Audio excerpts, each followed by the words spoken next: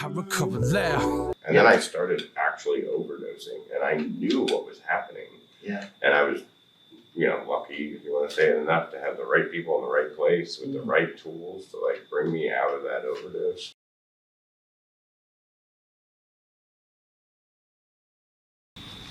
I'm Will Erdman, and I recover loud. I recover loud. Let's go. I'm on a journey to discover the truth. Living life in recovery is lovely. You got the power in you. Surround yourself with positive energy. Judges hitting people with provocative penalties. Need to make a change. Advocate to change the laws. Screw the people that it's not insane. When you stand behind a cause, I'm here to speak about the pain. Recover loud to normalize the disease that's been killing all my friends and my family. The time is now to let it all go and recover loud. The benefit is healthy people, family and friends that never have to overdose ever again, never have to plead out to a lesser offense. I'm proud to say that I recover loud. I never thought I could, but I'm so proud that I discovered how to live my life again, controlling my own destiny. I needed recovery, I still need it desperately. Addiction never defined my identity. I recover loud, here to tell my own story. I recover proud, save a life of like 40. I recover loud, yeah, I recover loud. I recover loud, yeah, I recover loud.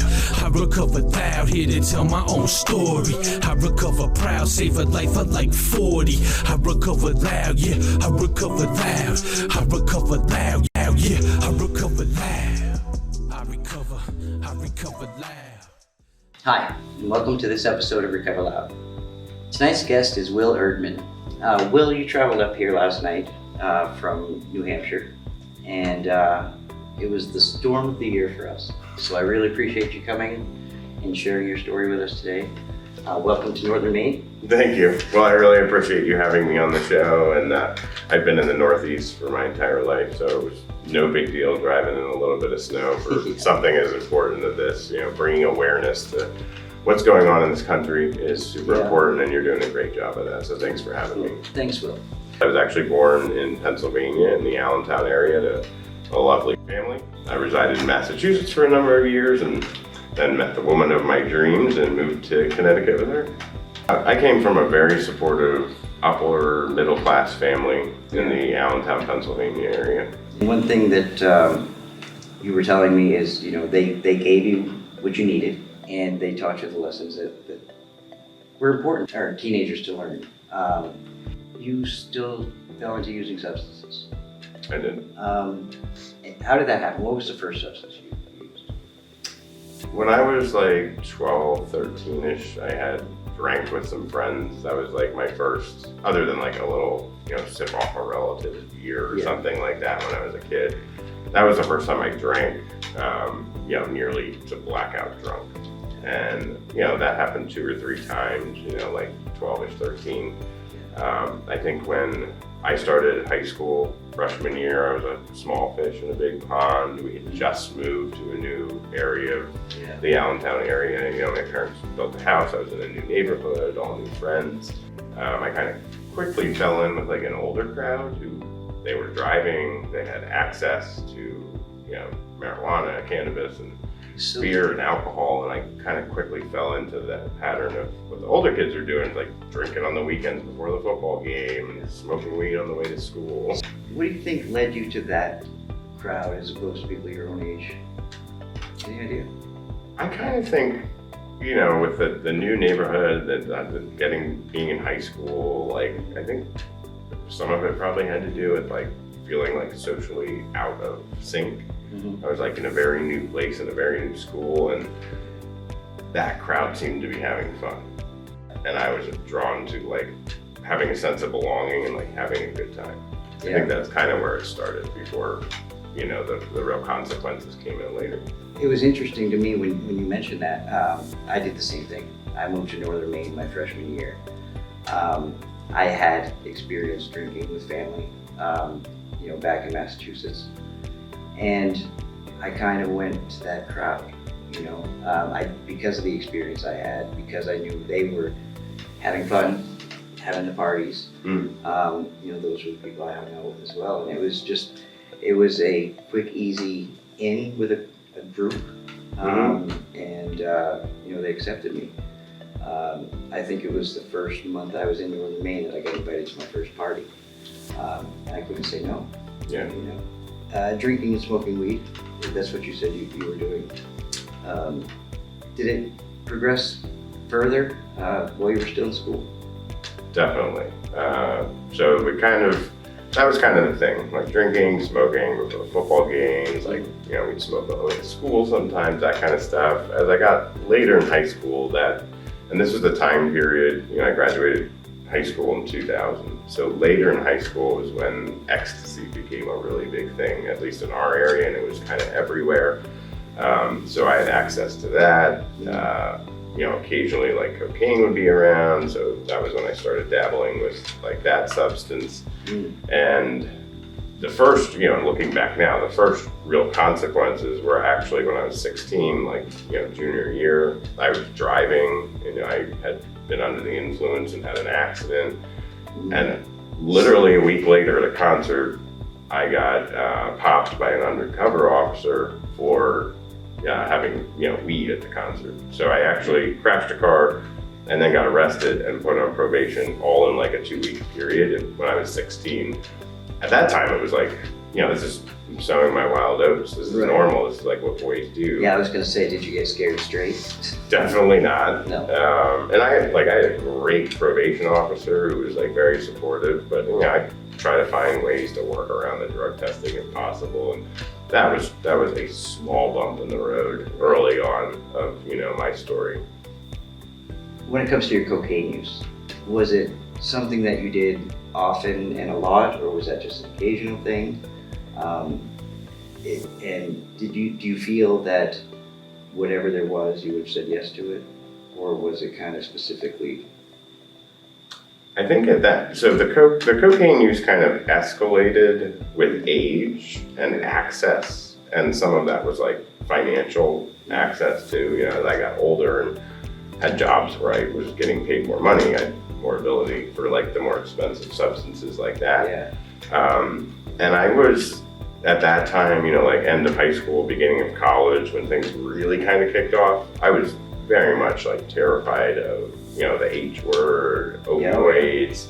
You know, that was the period where this, like, you know, opioid crisis was kind of starting, and Oxy was everywhere. Yeah. That terrified me. So when you asked if like, would you do anything that was around, that was like the one thing, like that or anything that had to do with like syringes, I was like, I'm out, man. Yeah. That changed, which we'll get to. It's funny you said the H word, because, and I've mentioned it before on the show, I would never call it heroin. It was down, brown, dirt, you know, anything but. I'd even call it H. Yeah. You know, because I could not admit that I was a heroin addict. Yeah. Because, you know, in my head I knew, or I thought I knew what a heroin addict looked like, and I didn't want to perceive myself that way. Yeah. And it wasn't until I could actually accept and admit that I was a heroin addict that things were able to change, honestly. Which part changed later on? Was it the use of heroin or the use of syringes? All the above. You know, kind of moving through my story of struggling towards recovery. I got out of college. I got a, you know, pretty good sales job. I had some other consequences. You know, I had been to treatment for my first time at 21, and that was a pit stop for me. You know, that was a 30-day break from the madness. So did you graduate that 30-day? Was did. That a 30-day program? You completed it? I did. Is there anything you remember from that you learned that maybe you didn't put into practice right away, but now you can say, that's when I learned it? Definitely, like 12-step programs were brought up. A lot of the curriculum associated with that 30-day was centered around, you know, 12-step. Yeah. And then, you know, going to AA and raising your hand when you got out, saying you needed help. That little nugget, you know, was put in the back of my head, but I took no action related to that. And I do distinctly remember, because I was 21 and I was in like a men's primary unit with guys that were like 40 years older than me and more, and they're like, "Oh, kid, get it now, and save yourself a lot of grief." Yeah. And I'm thinking, dude, you are crazy if you think I'm like not gonna drink for the rest of my life. And I couldn't fathom that at 21. Yeah, no, I get it. And you said you were going to bars early too, before you were 21. Yeah, I had friends whose parents owned drinking establishments, bars, clubs, and I was able to, gain access to drink in public at like 18. Yeah, and I was actually doing it here because right here, we're pretty close to the Canadian border. Mm-hmm. And back when I was in high school, we didn't need a passport. Mm-hmm. We could cross, and on the weekends, all of the high school kids were going to the clubs. Yeah. We had bars here. Obviously, we couldn't get in, everybody knew us. But they had clubs there, they were, dance clubs, and, there's all kinds of people. And the drinking age is 19. So at 17, a lot of us look 19. Mm. Yeah, I had 3 or 4 years drinking before I turned 21. And I stopped drinking for quite a while at 21 because I had plenty of experience. My wife got pregnant, and we just didn't drink. Different priorities. Yeah, and I was able to stop that for a time. Mm. And for a long time, I didn't consider myself an alcoholic until I went to an AA meeting, and I realized that I don't have a problem with alcohol unless I have alcohol, and then it becomes a problem. Yeah. So back to your story. You said some other consequences. What else did you deal with because of your use back then? So 21 was my first inpatient 30-day stay, and that was a result of I left a bar and a designated driver had been driving my car, and I could have been killed in the car accident. This individual hit a tree. My head went out the window. Had that car traveled another 2 feet forward, my head would have went out the window and hit the tree. And as a result of the concussion, I still to this day do not know. I lost like 8 hours of memory, and I still don't know who was driving my car at that point. So that was one consequence. Yeah. Then, I got a DUI a little bit later in my 20s. That was another consequence that, triggered another detox and 30-day stay. Didn't take it seriously again. Yeah. The first time I sought recovery was late in my 20s, and I had 2 friends, in upstate New York at a friend's vacation home, and they left a bar late, both intoxicated, and the driver lost control of the car. Unfortunately, on impact, the passenger died on impact. Mm. And that was the first time I looked at what we were doing and what I was doing, which I was kind of next level. Myself and one other friend in this group are kind of like you said, you were at the club every day, right. And then they would come to your club on the weekends. Yeah. I had a friend group that used a lot of substances, but they were out of school and they had jobs, and they weren't doing this every weeknight like I was. So I kind of took a look at what was happening and thought I could have been the driver and have had to deal with legal consequences. I could have been the passenger and been killed on impact, and that was the first time all those little nuggets from being in full 30-day programs that were largely 12-step based. I went into an AA meeting and raised my hand and said I needed help, and that I was afraid I was going to die. And that was the first time, with a lot of help, I was able to put some time together, as they say. And I was sober for almost 2.5 years at that point. So was that the first friend you'd lost to an alcohol or drug problem, or even use? Yes, that was the first close friend, somebody in my circle. Yeah. I knew people attached to my family or my friend group, kind of a little bit more on the outskirts that had passed. We didn't really get heavy into the opioid epidemic, which is it's really a public health crisis now, with fentanyl adulterating the whole drug supply and xylazine in the opioid heroin drug supply, which makes individuals that present as overdosing very complicated to help. Yeah, and it seems like we got Narcan in the hands of people. Mm-hmm. When the fentanyl came out, and it got switched up on us, and now that doesn't help with the xylazine, and more people are dying, and so it's almost like what's next? It's just going to be one poison after the other. Mm-hmm. Almost like somebody's trying to kill us. Yeah. Well, I feel like they just keep finding things that are stronger and cheaper, and they adulterate the drug supply with it. And xylazine, not only does it make somebody that presents as overdosing from opioids, like very challenging to get involved in that situation. And individuals that are injecting that are ending up with necrotic tissue, and there's all these cases of amputation spiking across the country. This is not original thought. Way smarter people than me have said this is now a public health crisis, and I wholeheartedly buy absolutely. that and promote that idea. Yeah, and I thank God every day that I'm not using what's on the streets today. It's poison, and that doesn't come into our minds when we start using something. I mean, I knew that heroin would kill me. I still used it. People know that what's out there today can kill them. It's not going to stop them from using it. I'm just glad, because of the addict that I am, that I'm not using what's out there today. I'm 100% with you. Yeah, part of my story is overdoses, and because Narcan was at this time becoming readily available to the public. It wasn't quite over the counter, but a lot of folks could get access to it, and the training for it is fairly simple, as you know. You help train people. Because of some good Samaritans in the right place at the right time, some amazing emergency services people, my family, and how many times did you say you were overdosed or Narcan? 13 times before I found recovery. When I was serious about seeking recovery and in early recovery, that was like a big part of like what I was processing. Right. And what does, and all the therapy and step work and all the stuff I've done over the years of being in recovery, the one thing that's still hard to swallow and, wrap my hand around is like all the lost time. Particularly with like my family and friends. I can't give back time. Right.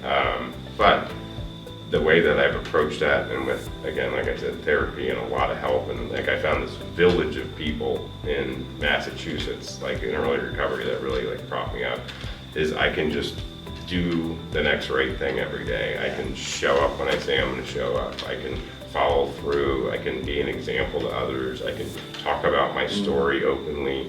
And if what we're doing here really reaches one person and they find recovery as a result of that, awesome. But I think you're doing an amazing job of getting this out there, and I hope this resonates with a lot of people. And I appreciate you saying that. When I started the show, I thought if 50 of my friends thought it was cool, that'd be awesome. And the first episode within the first couple days hit 500 views on YouTube, and I thought, holy shit, I think this is something I have to do, because nobody else was doing it. I had the opportunity, and I was interested in making a difference. That's just one of the great gifts I've gotten from my recovery. I was a nice, helpful guy before, but I'm really passionate about trying to help people get out of this, because I've seen the death.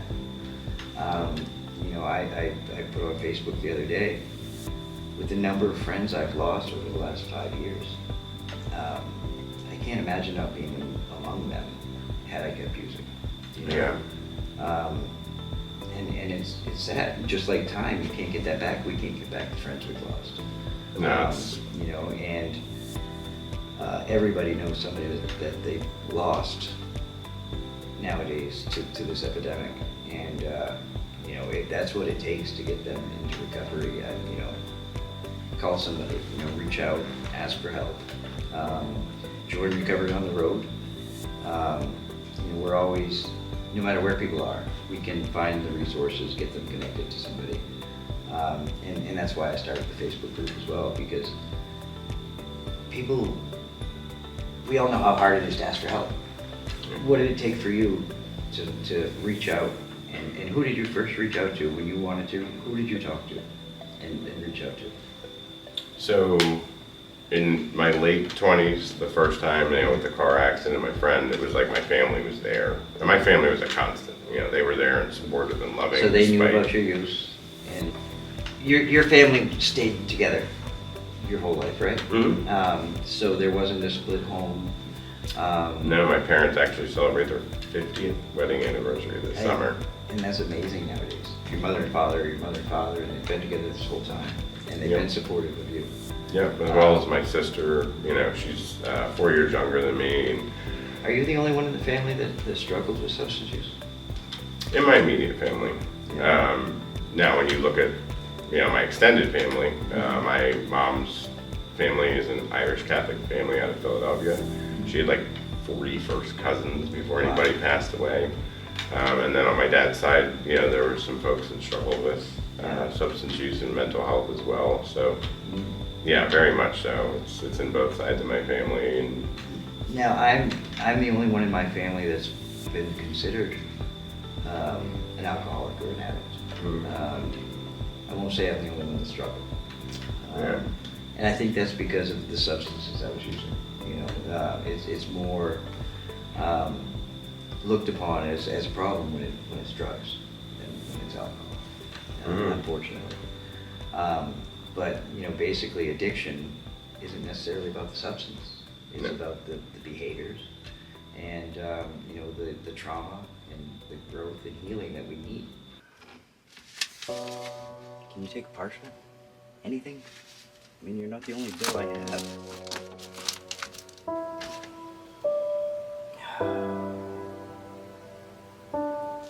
I guess you'll have to shut me off then.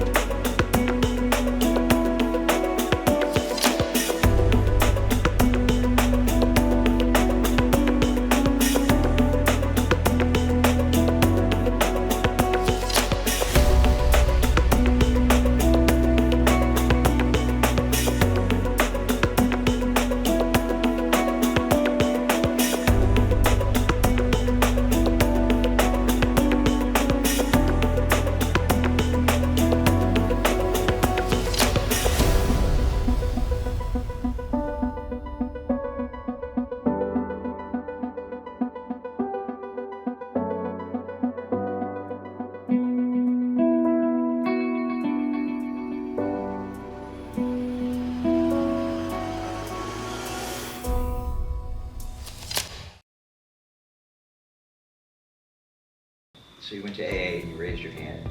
You asked for help. What did you get for help from that group? I actually, somebody that was a family friend from the community was in that meeting, and he ended up supporting me, being my sponsor. Great guy. He was very service-oriented sponsor. He wasn't so much like the book to the steps, which, whatever works for somebody is awesome. Right. I did end up coming across somebody that was more book and like working the step oriented, and I walked through that with him for the first time in my late 20s, and then I took other individuals to the steps. I didn't quite get it though. I didn't quite get the whole thing, even though I knew the first 164 pages inside and out, and I could walk others through the process. I think in the back of my mind, I almost still didn't believe that this is a forever thing for me. Right. And so there were reservations. Yep. And in my 30s, I thought, maybe I was never an alcoholic, or maybe all of the drug use was just like I said earlier, me sowing my wild oats. Right. And I tried drinking, and it was deceiving just the first couple of times. Had 2 or 3 beers, nothing bad happened, didn't drive drunk. That lasted for a week, maybe 2, and then I got blackout drunk. and I was trying to find drug dealers that I hadn't talked to in like coming up on 3 years, and started, I landed back in another RTC for another 30-day program, got out, started bouncing in and out of AA, and met a young lady who I now know was not sober when we met, and she introduced me to what I had said earlier was always like a no-go for me, was heroin, opioids, and intravenous use. So you ended up using intravenously. Do you remember what it was like the first time with heroin? Yeah, not to glorify it, but just to answer your question directly, it's like somebody just moves a warm blanket through your whole body, and like just a sense of ease and comfort. And that was how it felt. Well, and the reason I ask is because, back in the 80s when I was growing up, they had all these, ads on TV, drugs are bad. Mm-hmm. But when you do them, they feel damn good. So you just assume it was a lie, And I think if we're going to tackle the problem, we need to be honest. Mm-hmm. And the real problem is if you do drugs, you might like it too much. And I think that's what it was for me. It took all my pain. I first started on Obese because of a back injury, and I knew that once I took it, I could do whatever I want. I could play with kids. I could play pass with my son. I could take them places. We could have a good time. Because I had my kids before I ever started using. So they grew up while I was using. I'm living a life today I enjoy, when years ago, I was just waiting to die, And I knew that what I was doing could make that happen to me anytime. And it's weird, you just at least for me, I intellectually knew that risk. And then I started actually overdosing, and I knew what was happening. And I was, lucky, if you want to say it enough, to have the right people in the right place with the right tools to bring me out of that overdose. I have amazing parents. They're out doing things in their community. They're philanthropic. They're involved in all kinds of boards. They truly give back. My sister is just amazing, and her wife. My sister's out in Chicago. She's an orthopedic trauma surgeon. And individuals are in horrific car crashes. She's the one in 8, 10, 12-hour surgeries, literally piecing their bodies back together. It's amazing. I would miss all that. I would have missed seeing her graduate medical school, and I would have missed seeing her start her career, and I would have missed the vacation that we planned to celebrate my parents' 50th anniversary. I would have missed the last 2.5 years with the woman of my dreams, and I would have never met her had I not gone through everything I had gone through, had I not gone to treatment in Connecticut, had I not landed in sober living in Massachusetts and turned around and started working in this field, which ultimately we got introduced at a concert through a friend I know from recovery. So to answer your question, I would have missed a lot, man. And I think it's important for us to sometimes think about that, just to remind us, and knowing what's on the streets today, we could throw it all away just like that, And I know for me, I'm not willing to do that. I'm a regional sales manager for Chess Health. Chess Health is based out of East Rochester, New York, and we have solutions for the entire addiction management lifecycle. ePrevention is our web-based screening tool, which can deliver validated and custom screeners right to an individual's smartphone or a practitioner's iPad. eIntervention is a closed-loop electronic referral system, and eRecovery is the combination of our Connections app and our 24/7 peer team. In a couple of seconds, you will see an explainer video on Connections. There's been a lot of interest in Connections in the state of Maine, where I currently sit here with Michael. There's a strong use case for digital therapeutics and recovery support apps in rural areas. It really increases access for services. Welcome to Connections, your personal recovery support tool. We know the recovery journey is unique for everyone. We also know it's challenging and sometimes lonely. This app is here to support you with coping tools, online group meetings, and 24/7 discussion forums moderated by a team of peer specialists. Here's a quick tour of what's at your fingertips. Start your day with a motivational thought. Track and celebrate your recovery achievements.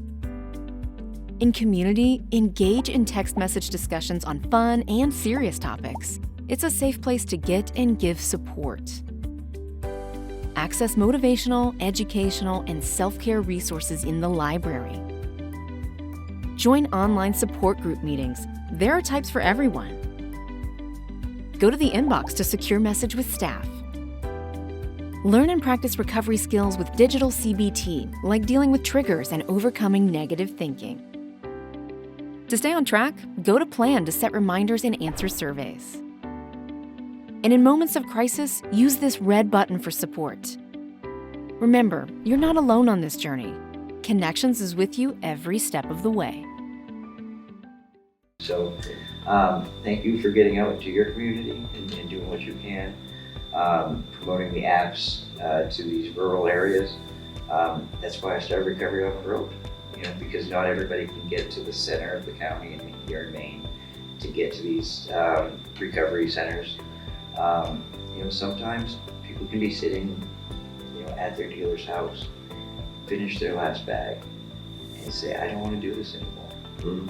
And when they have something in their hand and they can reach out in that moment, there's nothing like it. So recovery is changing, and going digital. And thanks for bringing that to my attention, and thanks for coming up and sharing your story. Thanks for having me, Michael. Thanks for all you're doing. Yeah, it's been nice meeting you. Likewise. Recover loud, everyone. The benefit is healthy people, family and friends that never have to overdose ever again, never have to plead out to a lesser offense. I'm proud to say that I recover loud. I never thought I could, but I'm so proud that I discovered how to live my life again, controlling my own destiny. I needed recovery, I still need it desperately. Addiction never defined my identity. I recover loud, here to tell my own story. I recover proud, save a life of like 40. I recover loud, yeah, I recover loud, I recover loud, yeah, I recover loud, I recover loud, here to tell my own story. I recover proud, save a life of like 40. I recover loud, yeah, I recover loud, I recover loud, yeah, I recover loud, I recover loud.